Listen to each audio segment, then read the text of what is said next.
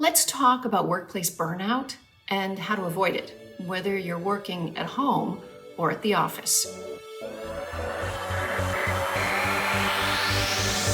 Hi, I'm Dr. Wendy Walsh for Local Now, and I'm a mental health professional, and probably the place where our mental health can be impacted so much, besides our most intimate relationships, is in our workplace.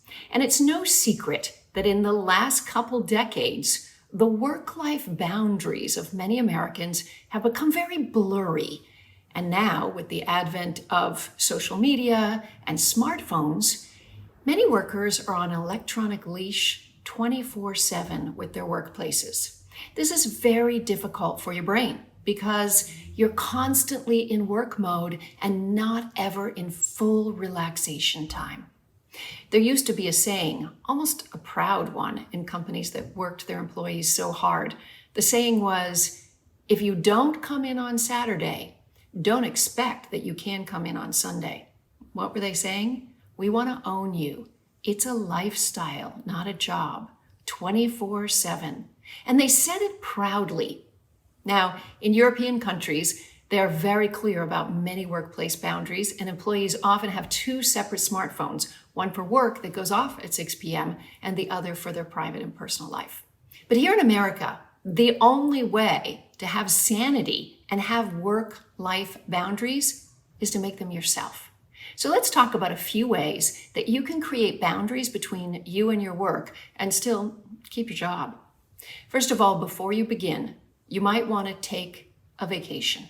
And if you don't have any vacation time coming to you, you might even take advantage of the Family and Medical Leave Act, which allows up to 12 weeks vacation time paid for people who might be caring for a loved one or having medical issues themselves.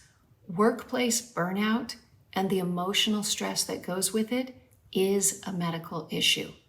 So begin by taking a full break from work for at least a week, not just a day, so that you can regroup and have a fresh mind when you come back to create the structure that you need for your mental health.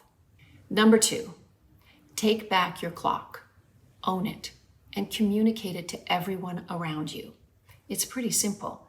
You just put a little note at the bottom of every single email that says the hours that you're checking emails, the hours that you'll be working.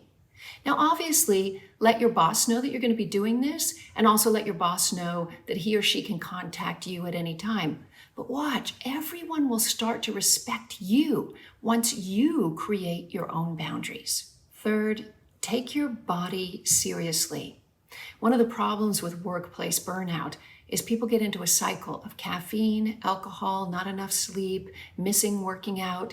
You can never be good to your employer unless you're good to your body and your brain first. So that means cutting back on caffeine use, stop drinking so that you can get a much better and more restful night's sleep, and making sure that you exercise regularly. Remember, even if you're working from home, you have to plan your meals the night before. Take the protein out of the freezer if you need to, but you can't wait until you're hungry to go to the fridge, because you're going to end up eating a lot of carbs and just grazing with empty calories. Finally, take a break to job hunt. Yeah, it might be that the workplace that you're in is not good for you. At the end of the day, if your health is suffering, if your mental health is suffering, what is the point of having this job?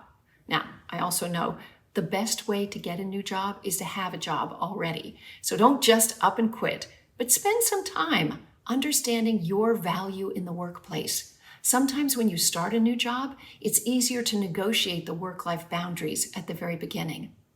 Years ago, when I had a baby and I was still breastfeeding, I was able to negotiate a deal with an employer that said if they ever needed for me to travel on business, they had to pay for a separate seat for a babysitter and lap baby. And they did, because I was clear inside myself that that's what my family needed. So once you become clear inside yourself, what you need for you, then I promise you, the universe is going to line up behind you. Good luck to you, either changing your work-life balance or finding a new gig.